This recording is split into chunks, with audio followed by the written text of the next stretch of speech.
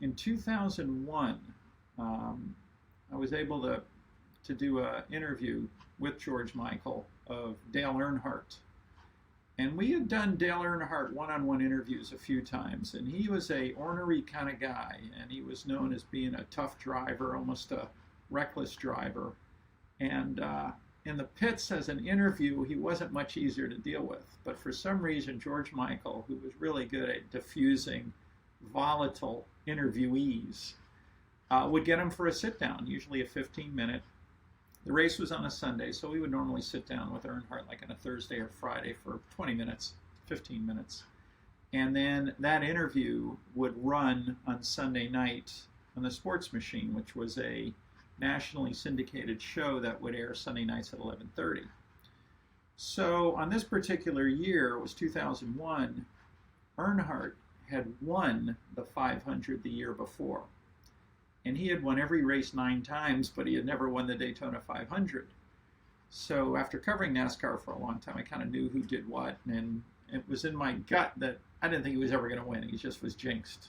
He was just never going to win it. And I remember the year before I made a bet with George Michael, who was doing the interview in this clip you're about to see, that he would never win the race. And I actually bet him, I think, $50. And when we sat down with Earnhardt in 2001, 3 days before the 500, George opens the interview, and I'll let it play. It's only about 60 seconds, and I'll come back and tell you the backstory, the rest of it. I want to show you something. What are you going to show me? This is a check dated February 16th, 1998. It's signed by Todd Kolich. On that night, we bet $50. I said Dale Earnhardt is not only not done, his best is ahead of him. I keep this. I will keep it the rest of my life because this is a guy that knows his racing. He's working that camera. He knows his stuff. And I said, you're wrong. Now, you made me $50. I never got to say thank you. You didn't cash it. I will never cash it. I carry this to show people don't go talking unless you know what you're talking about. I say that this is the year that 8th Winston Cup, bar an injury, is there for the taking. It is my best year probably in a while. We feel good about it. Last year was a good year for us. Yeah, but you blew it in the second half of the year. Boy, what happened? We got lazy, didn't we? Nah, we just had things happen to us, but I think we're over to the top of that. We're back on the curve of everything going to work good for us. Our team is so confident. We're working so well together. We're on top of the curve on this setup stuff and the things that we missed out. People started doing things last year that we even didn't catch on to. The bump stops, the softer springs, a lot of things that they did to make their cars work better. We tried a lot of that stuff and just didn't get on top of it. I think we'll be better this year.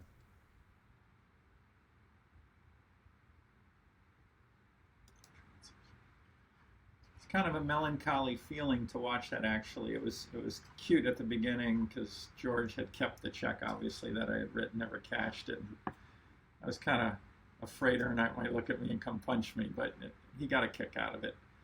It's melancholy because 3 days later he got killed.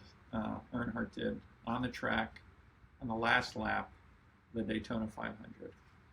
And it was 2001, and it was really a surreal experience. He was the Michael Jordan, the Jack Nicklaus, everything. He was really the pinnacle of the sport. He was the face of the sport. He was the brand of the sport, and he seemed almost indestructible. And I remember after it happened and I heard about it, we were in the pits, and it was an accident. You can probably go online and see it. It wasn't that big a deal. And then we heard in the pits murmuring that he was dead. And it blew our minds. It absolutely blew our minds. I remember waking up in the middle of the night that night.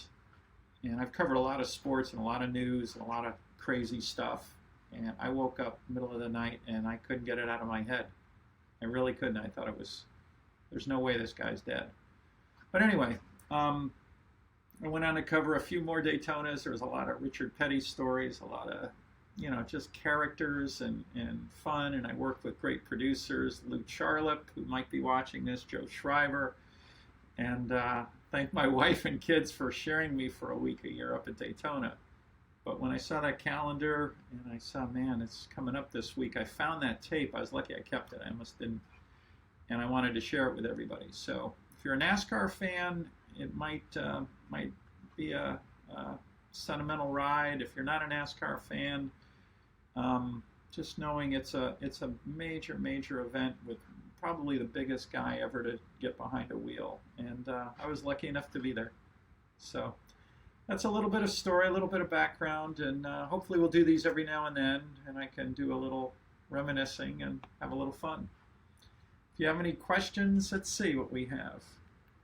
Oh yeah, I remember calling my wife in the middle of the night. I couldn't fall asleep. I was so upset. And we didn't have a warm and fuzzy relationship with Dale Earnhardt. He was a driver and we were the TV guys. But I don't know, it was something really just surreal. And we've been around tracks where guys have gotten killed. It's a dangerous sport. And it does hit you because you interview almost all of them, and they're very accessible. That was the one thing I always liked about NASCAR, is they would stop and spend time with you. And I don't know. I don't know if there'll ever be another guy like that. He really had such an identity. It was kind of in a negative way because he was often accused of causing other people to wreck. But it was a privilege and a good memory.